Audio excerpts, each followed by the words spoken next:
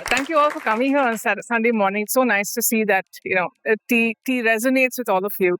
When Karishma talked about rituals, for me, tea itself started because I don't cook very much. I got married. My husband is devoted to his coffee, and tea was entirely my thing to do.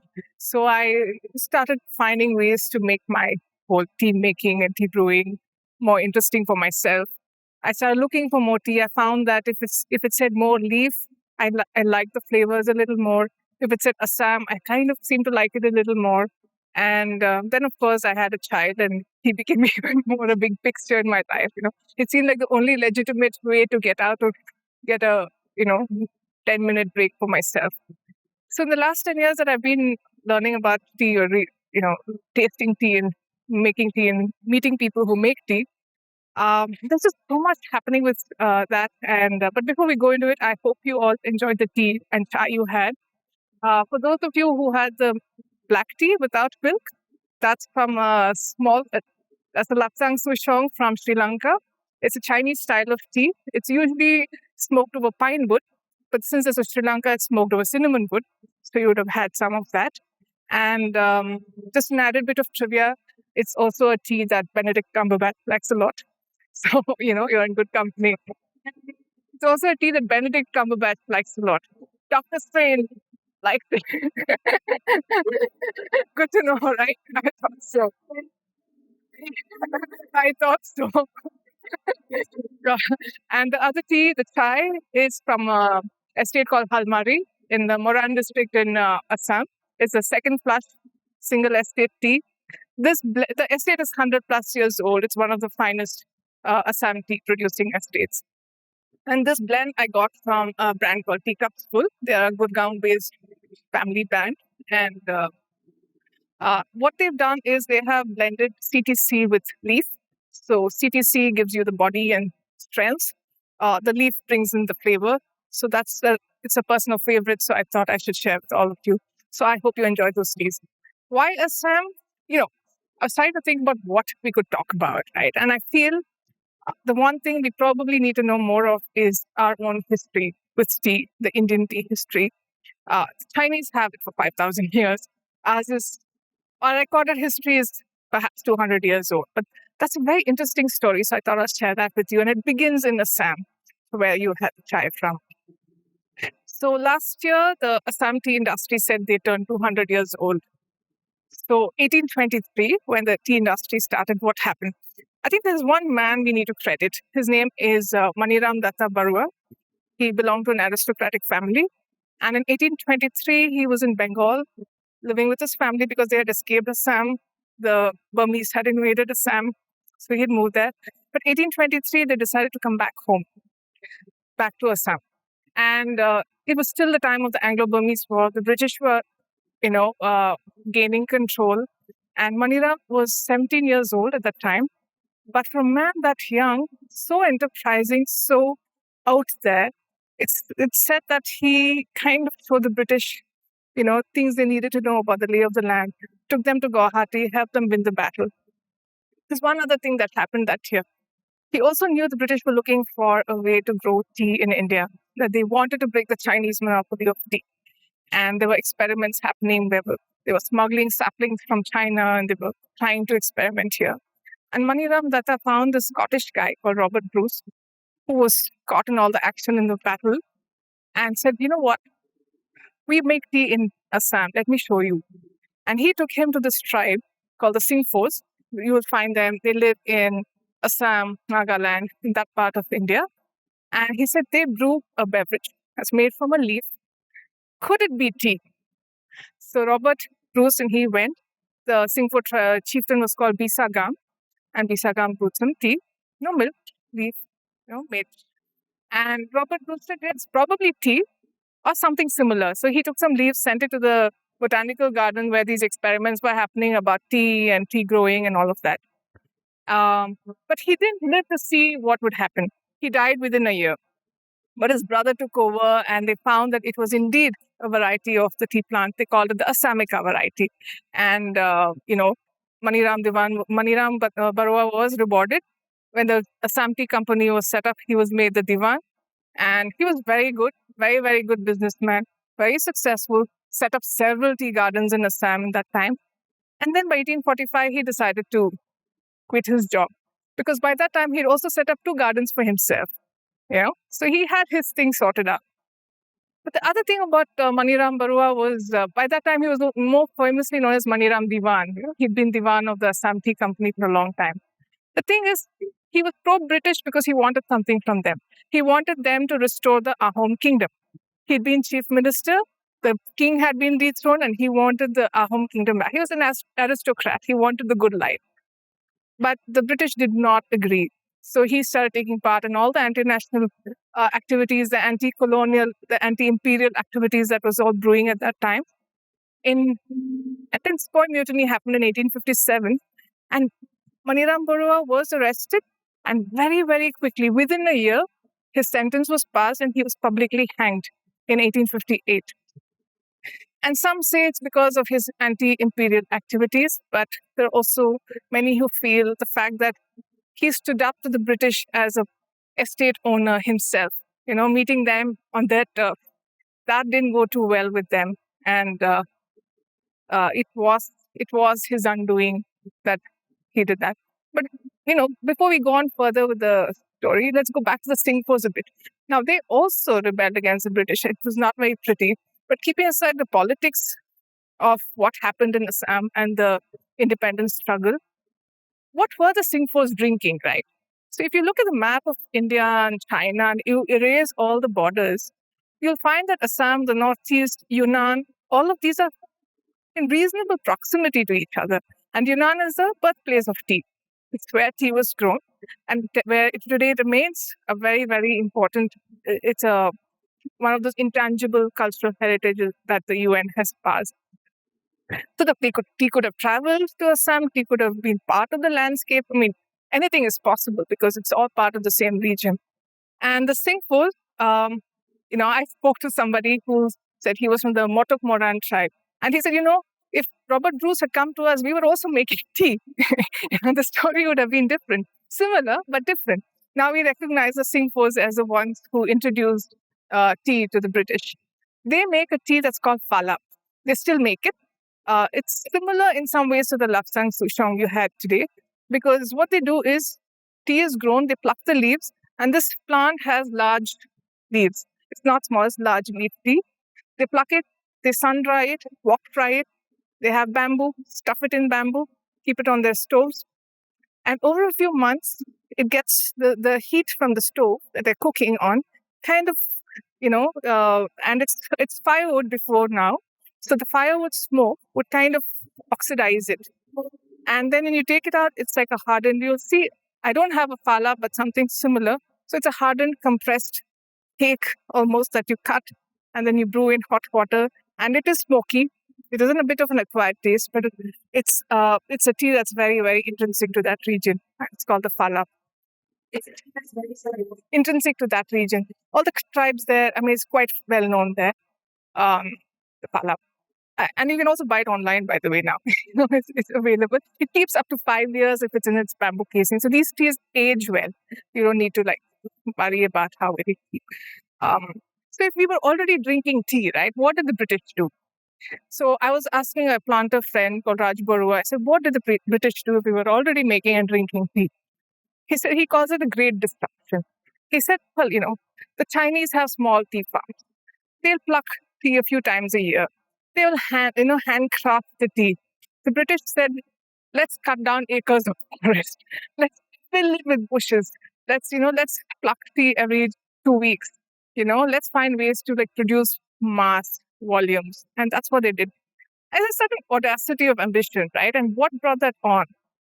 One of the reasons is the Industrial Revolution. It was the time of the Industrial Revolution. And machines were coming in. Even in Assam, in the 20th century, you had people, there was one guy called Sam, lots of Scotsmen seem to have something to do with invention of machines related to tea. There was this guy called Samuel Davidson who came to visit his father. Father was a planter in Assam. He looked around, he said, I could do something for this. He made a drying machine. And then he said, okay, then he started making more machines and he set up something called the Sirocco Engineering Works. And then he went on to make a ventilating machine for the Titanic. So we also have another bit of trivia, Assam Tea's connection to the Titanic. There was one guy who worked as a manager at this estate called Amburi. It's still running, still known for very good CTCT. He was working as a manager, and he started inventing this machine that would, automate the process of tea making even further. And he started in the 1930s. It took about 20 years before it got better. And it took another 20 years before people started using it. And it became incredibly popular. And what was this machine? It was called the CTC machine. If you've heard of the CTCT, which is what we are drink for chai, it's crushed tear curl. So what this machine would do is just take the tea into processing, the oxidation process, which is what we need to make black tea. And it just processes the leaf. So what you get at the end of it is just granules. You no longer recognize the leaf. But what you get is a consistently tasting, consistent appearing granules that make tea. And with the machine, they could produce volumes, right? Volumes of tea.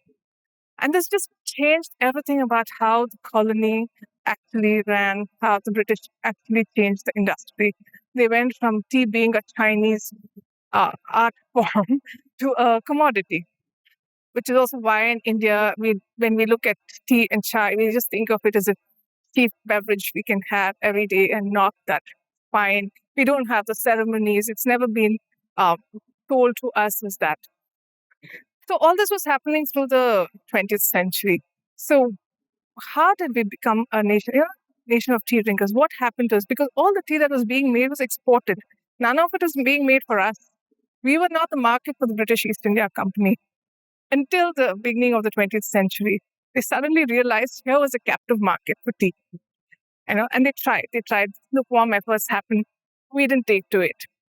And then the world wars happened, and they were stuck with a lot of tea. And then they got really aggressive with the campaign. They had set up trains, so we had railway stations. They started setting up vendors in railway stations.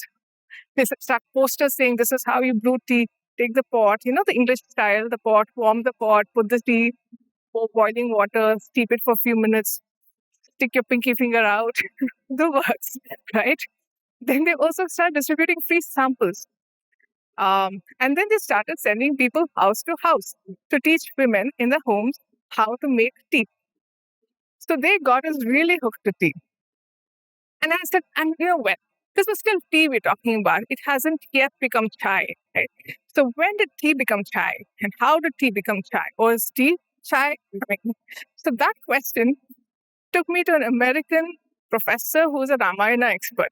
So he's the one person who's done all this research on chai, because in the 70s, in 1971, he came to India to research the Ramayana. And at some point started drinking tea, kept coming again and again. And the more he came, the more chai he drank by then. And then he came back in 2001 with a fellowship to study chai's cultural history. And he said, when he told people in India that he was researching chai, and they said, what were we drinking before chai? Because that's a question none of them seemed to, that was a question he heard many times. And then he said, you know what? You were not drinking anything before chai. Chai didn't replace anything. The British marketing worked so well. We got hooked to it. But here's the thing. The people who were asked to make tea decided they were not going to go by the poster. I think it's a great act of civil disobedience. We said we will make tea our way, Give us the tea, give us the milk, we'll put what we want in it, the sugar, boil it, none of your 5 minutes steeping, none of your porcelain pots. We will make it the way we drink it, and this is our chai. So he calls it a finest display of jugaad. There is no inventor of chai.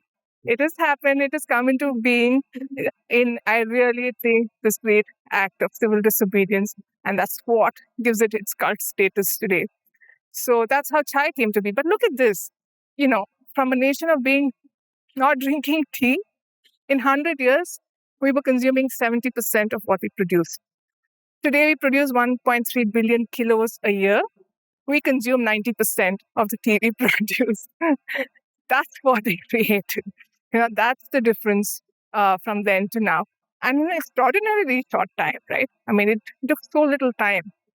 So today you have tea growing in the hills. You have the Darjeeling and Kumaon and Kangra and Nilgiris. You have the plains. You have Far East. You have the Palap. You have people making all kinds of tea. You know. So what I'm just hoping we take back today is each of these spaces really impacts how the tea is grown. What we get in the market is a tea that's blended for consistency in flavor and price.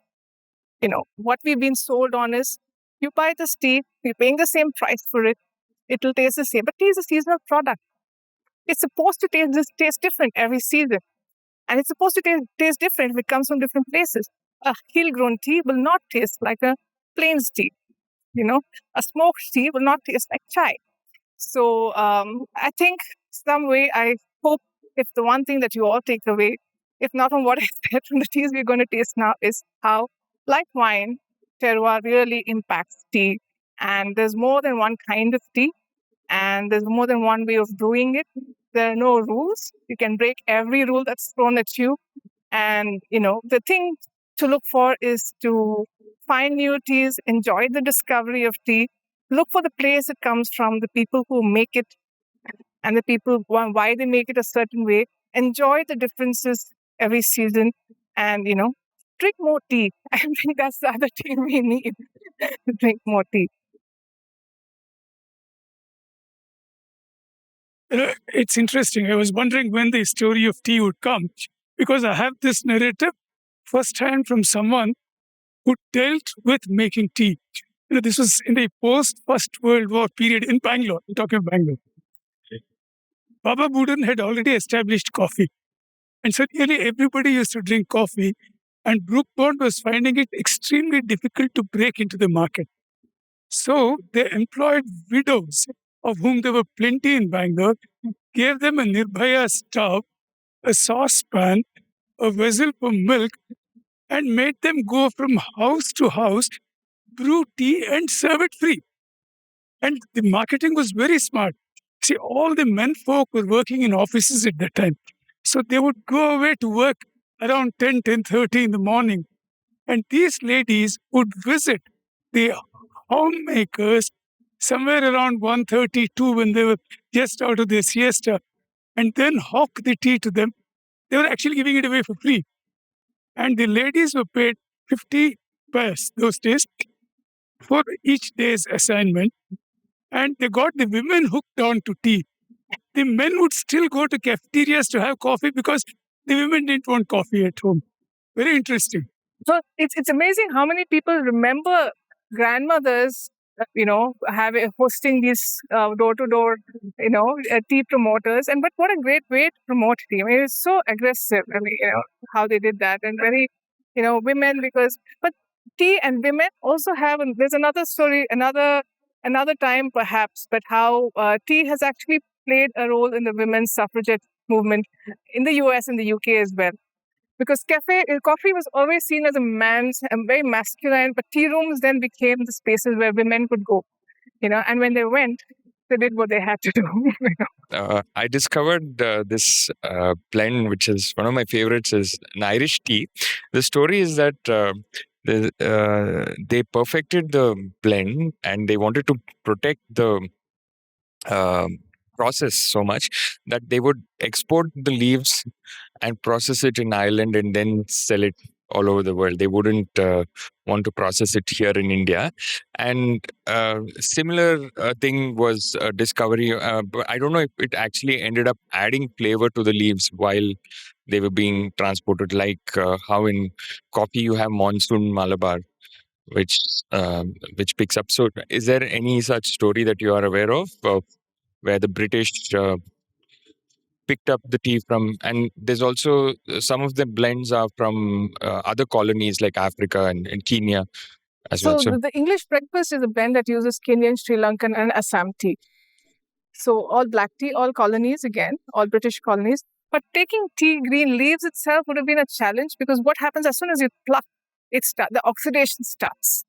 It's like apples being cut out and kept. The same thing happens to tea as well.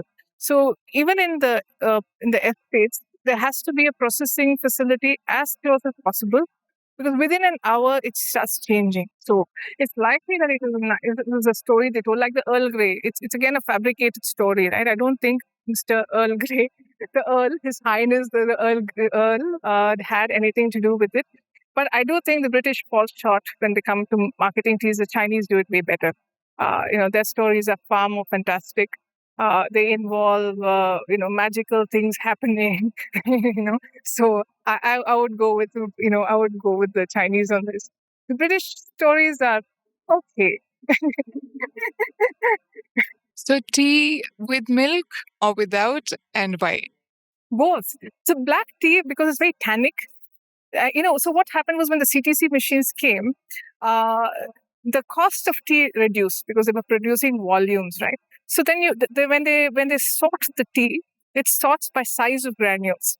So the very fine goes with the unfortunate name of dust. The Chinese would have done a better job of naming it. They would have called it maybe gold dust, but we call it dust. It's very good. Yes, it's tea dust. So when they sort it by size, the finest come as dust. It's not a bad tea. It's not a bad tea at all, because the only thing is it's very fine, so it brews very quickly, very strongly. It takes very little time to brew, and it doesn't cost much. So what happened? The machine did was it reduced the cost of tea. So your chai walas could afford, and that tea is so strong that it needs milk to sort of balance it, just to temper it down a bit. So the milk, it needs that kind of tea. Whereas the latsang pisang, you can try adding milk if you like it. It's fine. Like I said, I think all rules out of the window. If you don't like it with milk, you don't. The only reason we kept it without milk was also so you can just taste the flavors for what they are. The milk does tend to change the flavor. Sugar just ruins the flavor. But that's not to say if that's how you like it. That's how you like it. Perfectly okay. My husband will not drink the tea I make, but he'll go to the chai bar. He says that's much better. But that's how he likes it. So no right or wrong here.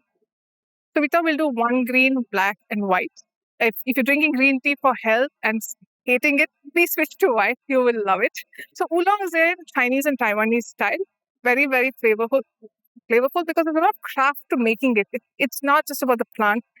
There are people who make it who won't sleep during the days that they make it, because they have to stir it, roast it, do something to it every few hours. They gauge that by, touch and feel and smell. So India oolong is still very new, but we make very good white teas in India. Our greens are getting better, but they still tend to be bitter. So what we have here is 3 different terroirs. We have a black tea from Darjeeling. It's a second flush. We have a Japanese green tea, which I haven't tried. So it's, it's going to be an adventure for all of us. And I have wild white tea from Sri Lanka. It's a forest grown. We don't prune the bushes. They grow 10 meters tall.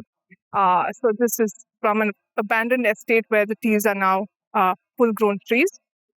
So they do well with the Chinese style of drinking, which is you take, water which is about 80 degrees, pour 30 seconds, drink, pour again in the same. So if you're using leaf, you can re-steep it. And the Chinese teas, you can re-steep it 10 times. Our teas, you can re-steep it twice. So it's a short story, but this, I thought, will set the context for where we all come from and how we've gotten here with as far as tea goes.